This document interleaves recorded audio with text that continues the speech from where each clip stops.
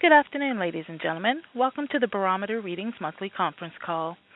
At this time, all participants are in a listen-only mode. Following the presentation, we will conduct a question-and-answer session, at which time instructions will be provided. For operator assistance during the call, please press *0. I would now like to turn the meeting over to Charlie Cummings, Senior Vice President of Business Development. Please go ahead, sir.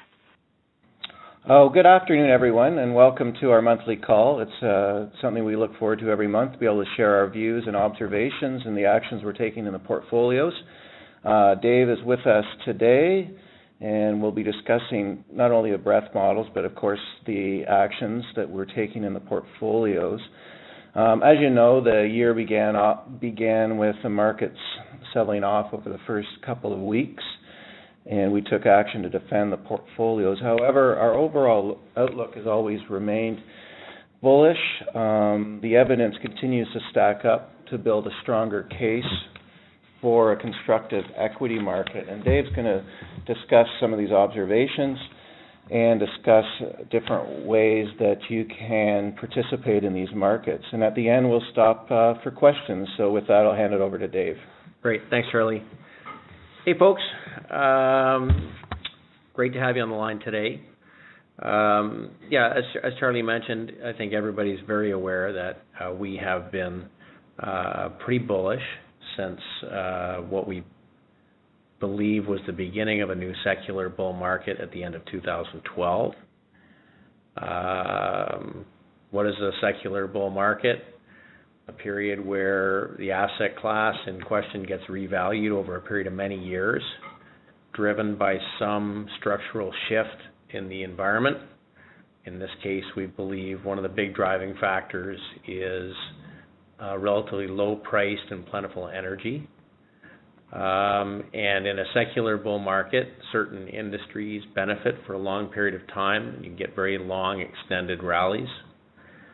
Certain industries are hurt for extended periods of time, and so it tends to be that correlations or the degree to which stocks behave the same falls through a secular bull market.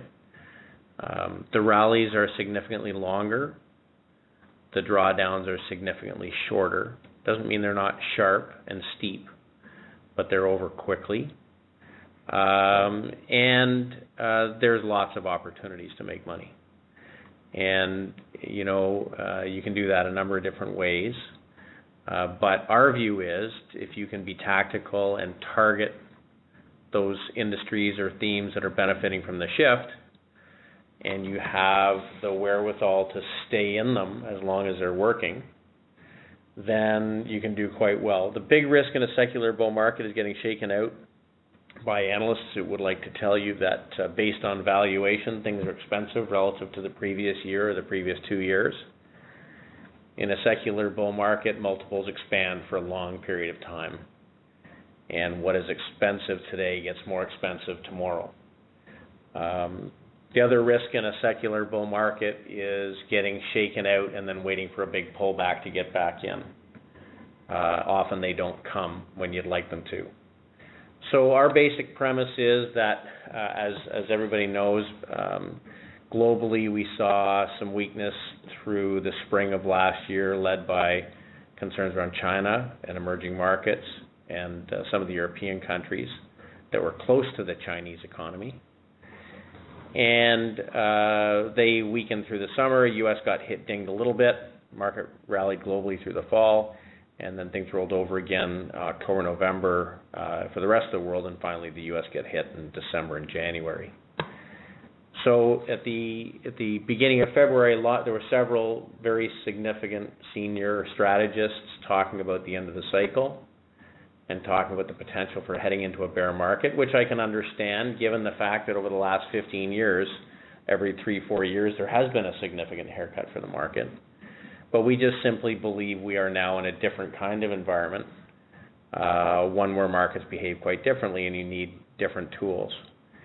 So, albeit, when our breadth models turned down, we played some defense. And so when that happened in December, we put hedges in the portfolios.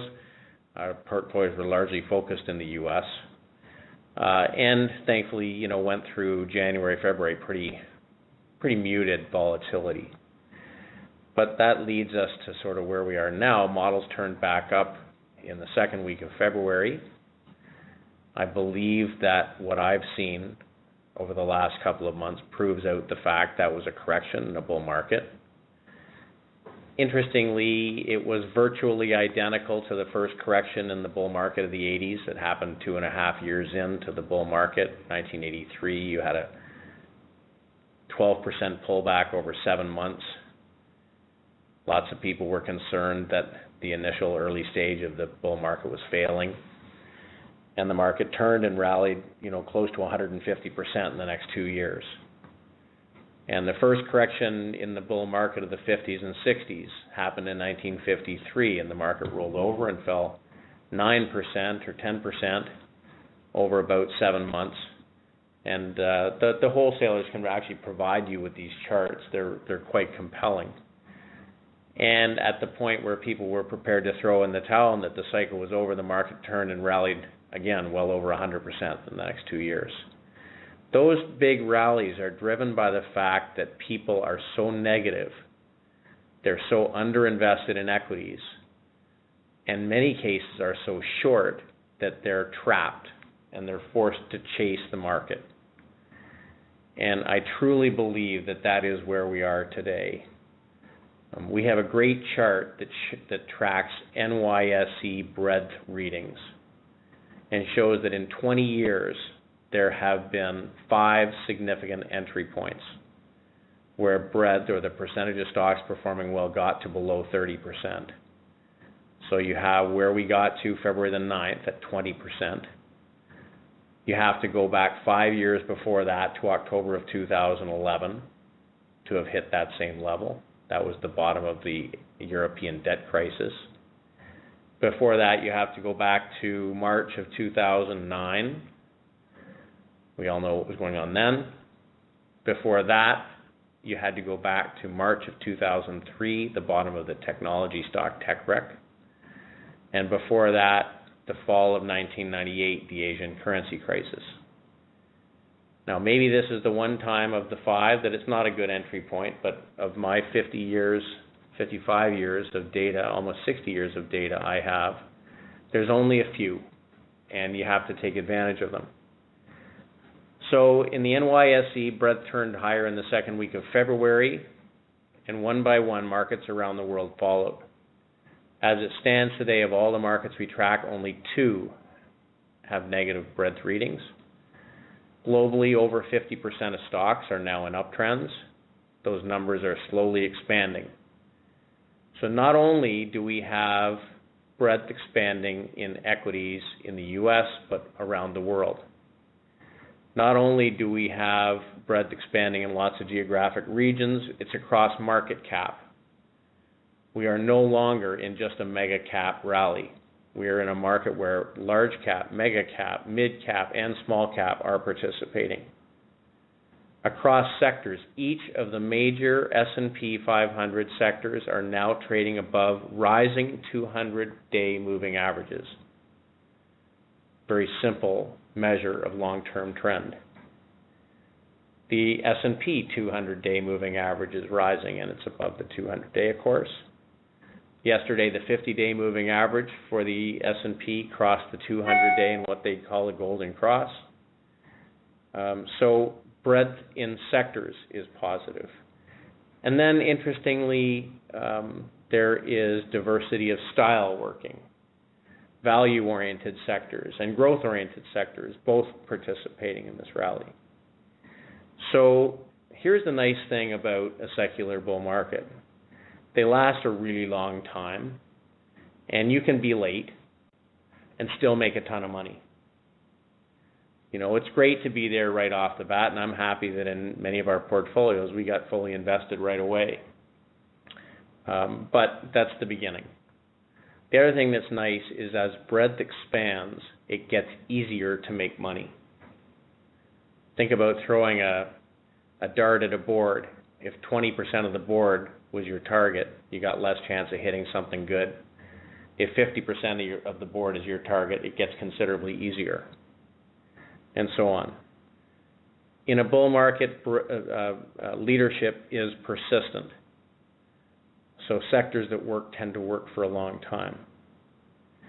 So what else do we see? Correlations are falling and have been falling now for 2 months. Credit markets. The spreads that you get paid to take on corporate risk are clearly narrowing, pointing to the fact that people are less concerned with defaults. Indication of the likelihood of recession from various economic models have dropped considerably.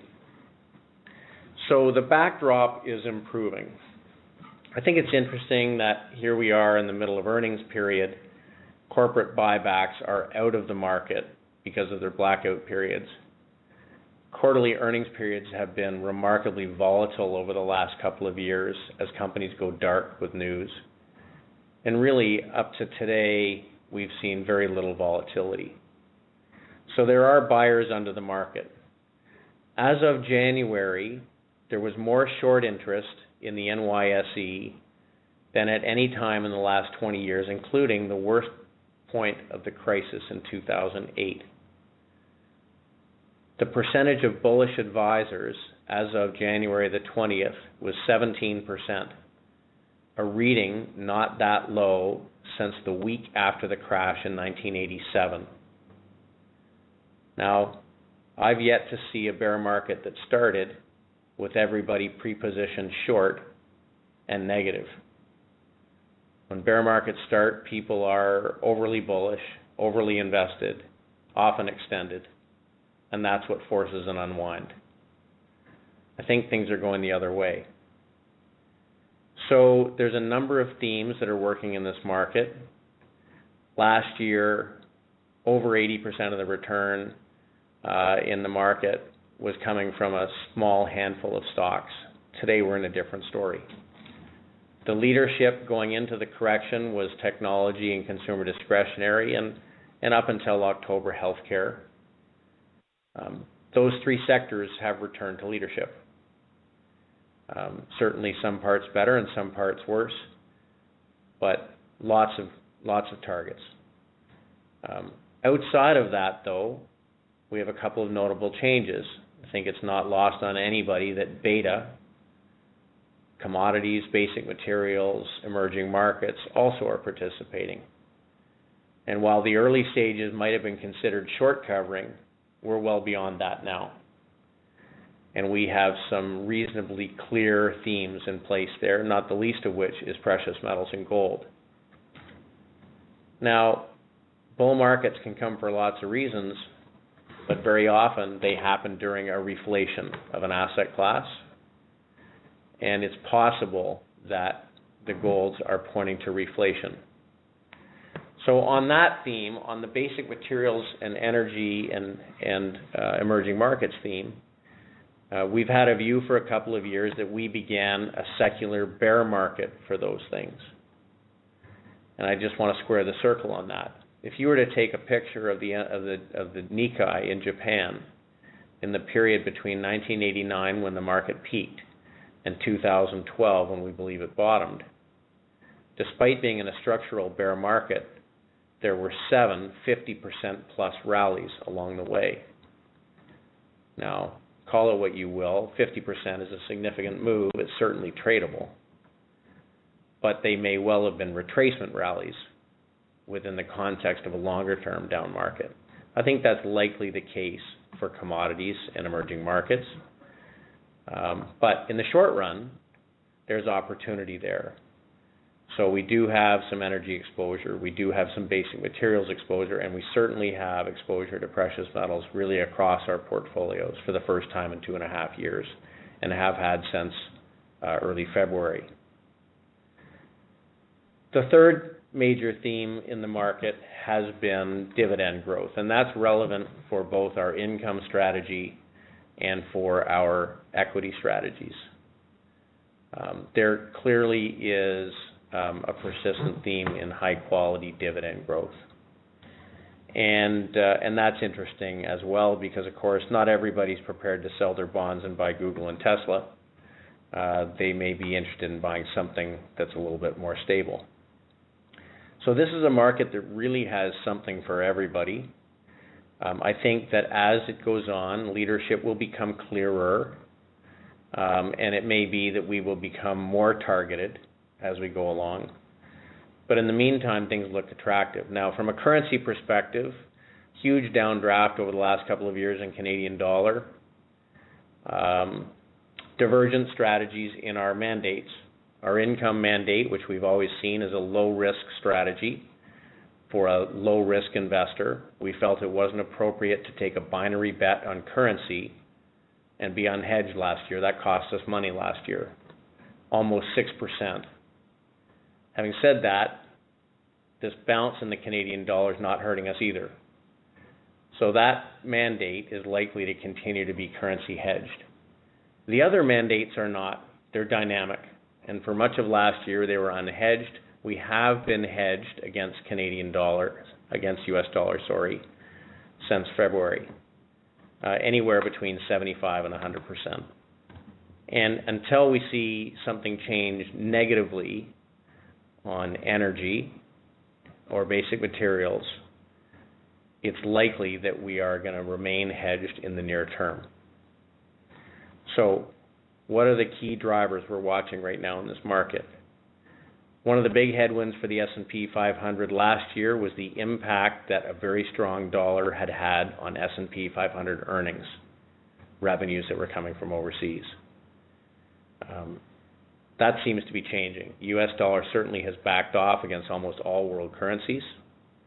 That does take the pressure and will take the pressure off earnings going forward, and certainly takes the pressure off commodities. US dollar and commodity prices tend to have an inverse relationship. So in the near term, it's positive for those things. So we're certainly watching US dollar, and as US dollar remains weak, CAD is likely to remain strong. So in the portfolios, we do have consumer and technology. In the income portfolio, we're skewed more to consumer staples than consumer discretionary because the yield is there and the yield dividend growth is there. And the equity portfolio is more skewed to consumer discretionary, a little more economically sensitive. In technology is a smaller weight in the income portfolio because less names with yield. In the equity portfolio, much larger weight, over 20% of the portfolios.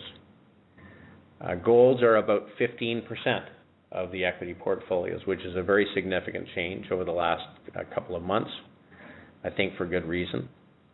Industrials have made an entry across all of our portfolios. Last February, when the market started to weaken, two sectors led the way down, transports and industrials. The transports at first we thought were probably likely because lower crude by rail volumes were not going to be good for transports.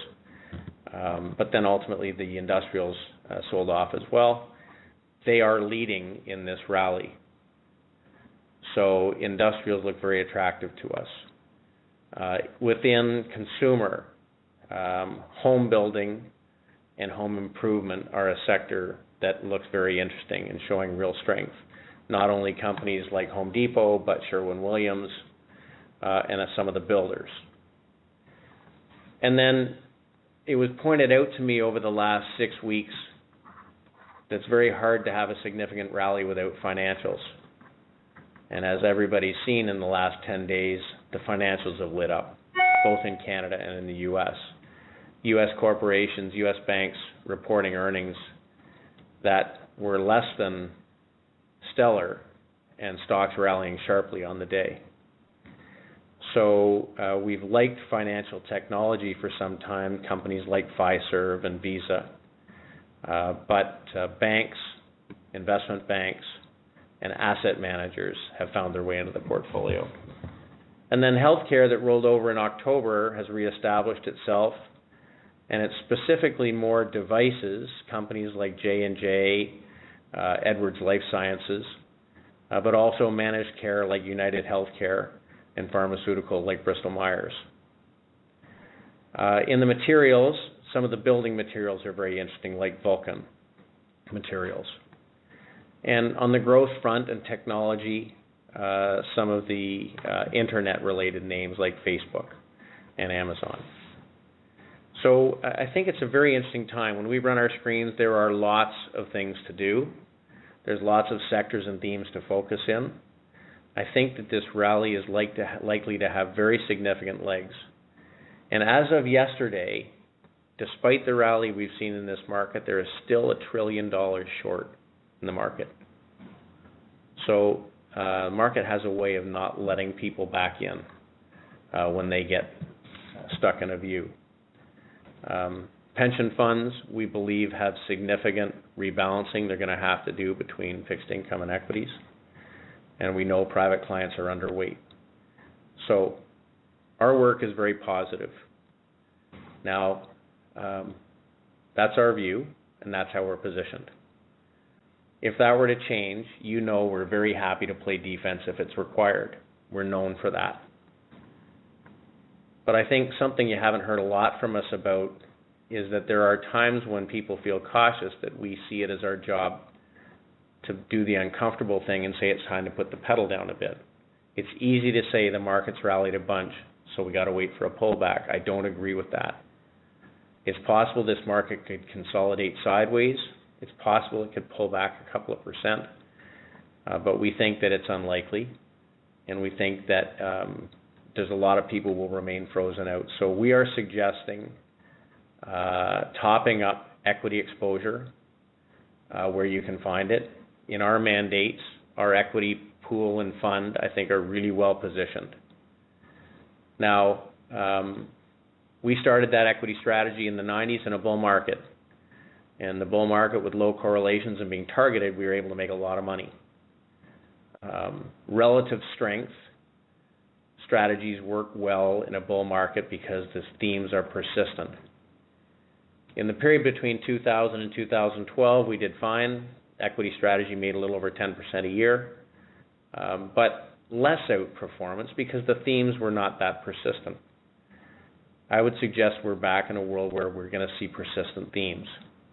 And relative strength strategies have only recently started to outperform, and so I'm excited about that.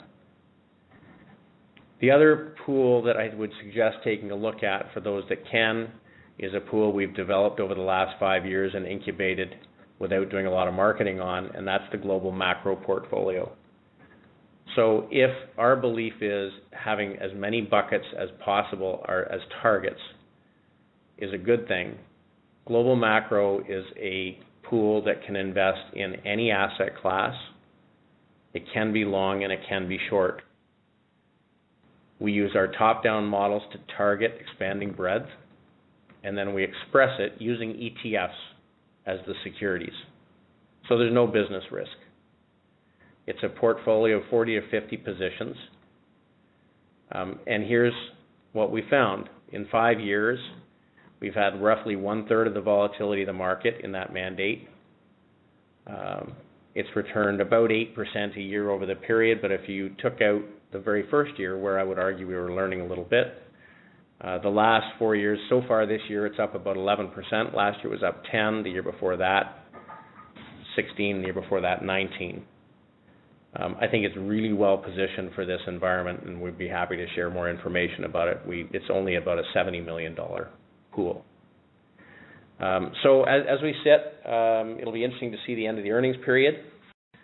If you X out energy, earnings are up about 1.8%, a little ahead of expectation. Corporate buybacks will start up again once the earnings period is over. That's a very significant buyer, probably the biggest buyer in the market. There are flows going into ETFs, which are finding their way into the market. And then we'll see how we do through the summer. But as it stands, I think things look pretty good. So with that, maybe we can open it up for questions. And before we do that, I just want to thank everybody for tuning in. Okay, operator, if there's any questions, pop them through. Thank you. Ladies and gentlemen, if you would like to ask a question, please press star, then the number 1 on your telephone keypad. We'll pause for just a moment to compile the Q&A roster.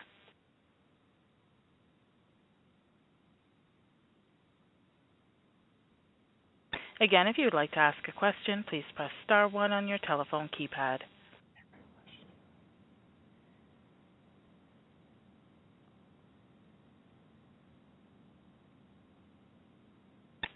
And there are no questions at this time. I'll turn the call back over to you. Well, I just want to thank everyone for calling in. Our next call will send out email reminders to remind everyone on our next call a month from now.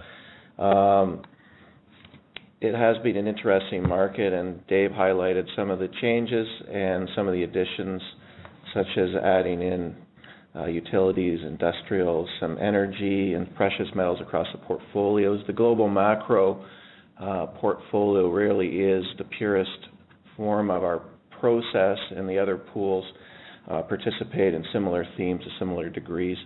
So with that, we'll have the wholesalers follow up with you on some of the charts that Dave mentioned. And thanks again, and tune in again next month. See you, folks.